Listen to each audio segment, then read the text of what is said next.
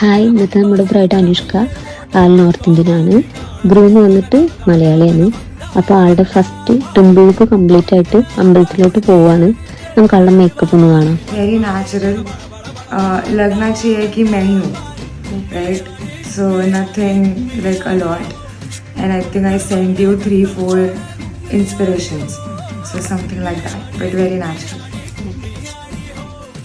Guruvayur wedding ആയതുകൊണ്ട് തന്നെ നമ്മൾ നല്ല പുലർച്ചെ വർക്ക് തുടങ്ങിയിട്ടുണ്ടായി.